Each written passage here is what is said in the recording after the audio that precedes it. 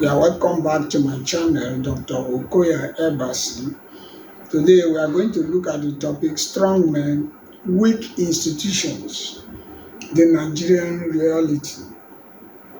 Now, in Nigeria today, we find ourselves in a situation where the people that are in charge of governance, people that are in charge of the Nigerian politics, people that are in charge of our everyday life are very strong men that are like above the institutions that are supposed to check on them. So the whole governance pattern in the nation is geared towards strong men. And when strong men are in charge, you find out that the society suffers. Because strong men and strong people who are in control of certain aspects of government that are above, like they are above the law, and the whole society like revolves around them and undermining the institutions that are supposed to check and control them. That is exactly where we find ourselves in Nigeria today, where certain politicians behave as if they are above the law. Certain personalities in government today are like they have control over the judiciary, they have control over the other organs of government like the EFCC, the ICPC, and other structures of governance. And they behave as if they are above the law because the governance structure is built around strong men. And the institutions that are set up to check and control these strong men have been weakened. And they don't have any say, so they cannot control them, and they behave as if they are above the society. They are above the laws. Now, in every government, we have such people. As the Nigerian governance system is evolving, we have been seeing several groups of people that have become so powerful in certain governments, and after that government they started having crisis. Now take for example, during the Buhari government, there were certain individuals who were like they were lords. They were like above the law, and whatever they say is like final. And they continue to control the society and the nation in such a way that they were feared. The institutions were built around such strong men. And today that Buhari is no longer in power, some of these men are really facing the consequences. Because now the protection that was given them, the immunity that they have, the impunity that they mad on the people during their time as when they were strong men, is no longer, those immunities are no longer covering them now. So they are exposed like the ordinary citizens. And now when these institutions are turned against them, they begin to lament and complain. These are the very institutions they refuse to build. These are the very institutions they refuse to strengthen when they were in governance, when they were in power, when they were in authority. And now when the institutions of state are turned against them, used against them by other political actors, they begin to murmur and complain. That is exactly what is happening. Today, Tinubu is in power. There are certain ministers, certain governors, and certain individuals in this government that they behave as if they are above the law. They bend the laws of the nation. The constitution is tilted towards them. Whatever they say is like final. Now, if they fail to build the institutions they are undermining today, what the Buhari actors are facing today might be what they are going to face in the future. And that is why we are saying that instead of building strong men, or instead of governance to rotate along very strong men, instead of strong institutions, it will be more reasonable and more realistic than to build institutions rather than building strong men. Now, what are some of the advantages of building institutions? Some of the disadvantages of building institutions around strong men. Now, when institutions are built around strong men, one, the institutions are bent at will. So somebody can come and say something or do certain things, that the constitution, instead of following the constitution will be bent or adjusted in such a way that will accommodate those excesses. So you find out that institutions are bent at will. Like somebody who has financial cases and then run to the ruling party, and the institutions decide to keep quiet and forget about their cases because they are in the ruling party.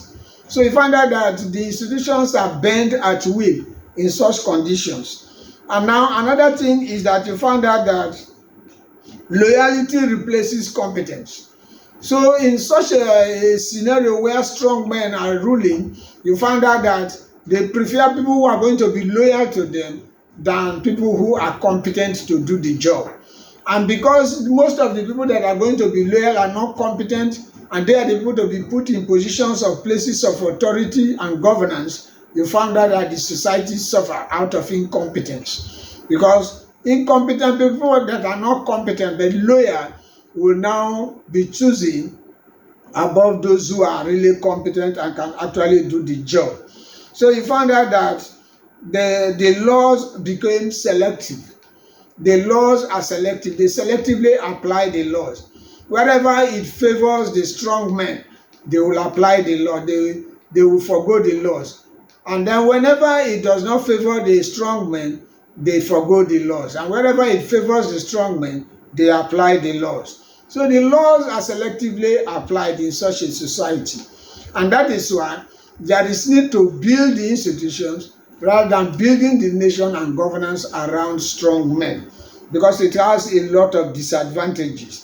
Now, why do we have weak institutions in Nigeria? Now, weak institutions exist where, one, laws are ignored without consequences. Somebody will commit an offense and they are not held responsible. There are no consequences attached to it. So in such a society, you find out that it is strong men that are ruling. Take, for example, that during the elections, national elections, where billions were voted for, and then say the IRF had glitches, and up to today, nobody has been held accountable. Rather than holding him accountable, the chairman of INEC, now they are giving him ambassadorial position. So that is a typical example of a society where strong men are in charge. Laws are ignored without consequences. So somebody can come up with a case and the laws will not hold him responsible. The same laws that will hold the ordinary man responsible will not hold the strong man responsible. So that is a typical example of a society where strong men are in charge. You find out that powerful figures are rarely prosecuted.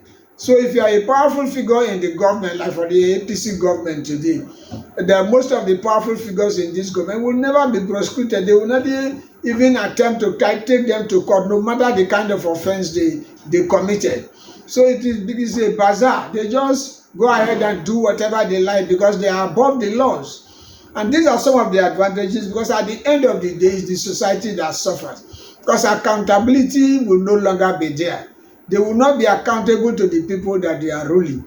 They will not be accountable to finances. Whenever finances are allocated to them, they use the finances anyhow they like, and nobody will hold them accountable.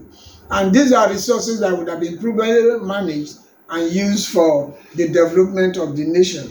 So some of these are disadvantages, and you find out there is a society where people use resources, government resources, for personal gains, instead of they're looking at what they can use the resources to do for the common man. Most of the times, government resources are used for personal gains and used to assist personal cronies, families, and loyalists. So you find out that at the end of the day, it's the society that suffers. And in such societies or nations where strong men rule, you find that corruption thrives. Justice becomes selective, democracy is weakened, and this one slows development. Because these institutions are weakened and they cannot hold people accountable for their actions, you find out that democracy becomes weak in such societies. And that is why we are advocating that Institutions should rather be built instead of building strong men.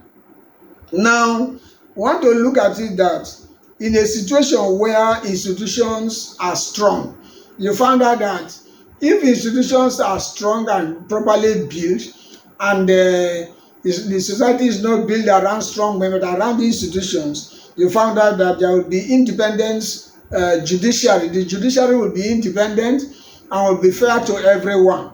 You found out that in such a situation, corruption will be punished consistently. Anybody who becomes corrupt will be punished, severely punished, and because there are consequences attached to actions, you found out that the society develops. So you found out that there is also a strong electoral system where elections are not rigged, that are properly managed in such a way that every vote counts. So you find out that in such societies, you find out that it is the institutions that govern the actions and activities of members of society. Now, how long will we continue in Nigeria to build our political structure and governance around individuals? That is the question. So we find out that when the populace begin to demand accountability from their leaders, they begin enlightening, they know what is their right and what to do and what not to do. It is only such at a time that the citizens will be able to rise up to question wrongdoings and ensure that people are punished for their actions. It is only then and then that actually the society will begin to build strong institutions that will guide the conduct of everyone. Now, if this topic really resonates with you, then share it. If you agree that Nigeria should build institutions rather than strong men, then make your comments and let's discuss in the comment section. Thank you for watching this video. Subscribe to this channel and share this video. Thank you.